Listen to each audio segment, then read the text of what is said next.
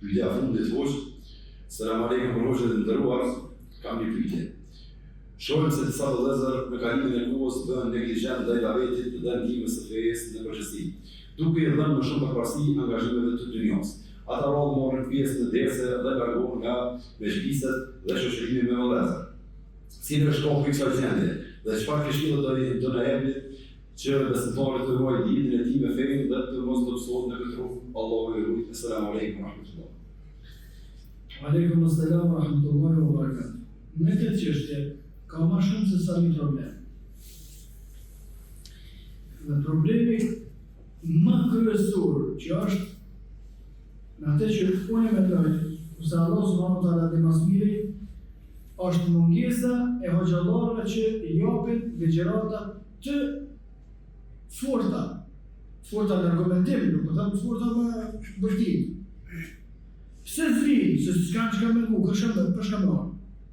Kjo është një element që unë e shoh mendoj se është për kryesorëve. Dy, ka pak të atil që janë gatshëm me e sfigua atë e cila është për momentin. Atëherë përvarë me ngue të regimet që kanë ndodhë pa 3.000 vjetë, edhe për ngjarjet që kanë ndodhur pas 2-3 vjetë, njerëzit nuk janë të interesuar për atë sfidë. 3.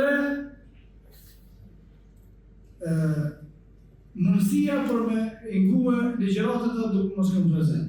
E kjo është një faktor i rëndësishëm.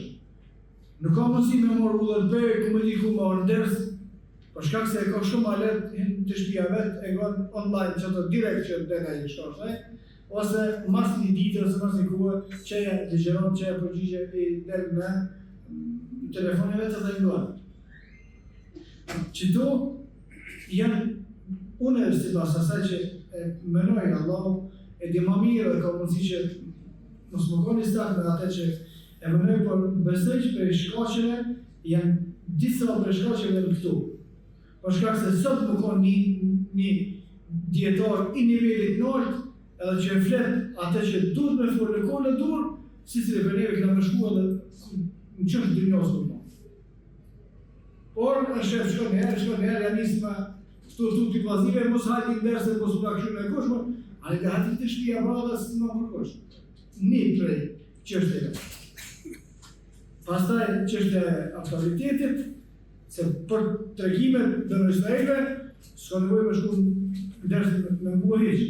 Pa në ka thur tash, shka pëllut me botash. Edhe lehtësimi që u po, falëndrimit e kanë Allah, me ngue derse të shtjes. Por, asnjëna për tyre nuk duhet më konë për me indalue njerëzit me shkuar me ligjëratën. Për shkak se, edhe nëse krejt që tu janë qështu që shtatë. Vetë ecja deri në xhami ka shpërblim.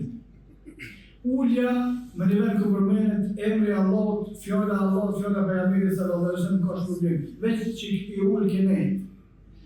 Kur quhet për atë veni në hadithet e sakta të pejgamberit sallallahu alaihi wasallam ka thonë i falën gjinat të gjithëve.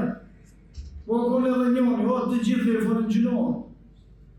Pastaj shoqërimi me muslimanë, takimi me ata, veç përshëndetja me ata ka sevape ka plot, por kjo është ajo që duket që është si e tillë, kurse besimtarët normal do të mu angazhohen me aktivitet të pejgamberit sallallahu alaihi wasallam, e ka rregulluar çështjen e besimtarëve në atë mënyrë, në atë që Allah subhanahu wa taala e ka thënë vahi, që muslimanët sa më shpesh më takojnë, sa më herë ndërka vetë, pas ndërka vetë, një herë mas akshon nga vetë, një herë se kur takohen besimtarët në atë kohë dobi. Edhe çka do që shpjegohet nga njerëzit të vijës në kodin diskutim, jo ata që nuk janë vijës edhe me përzi çështje në mua.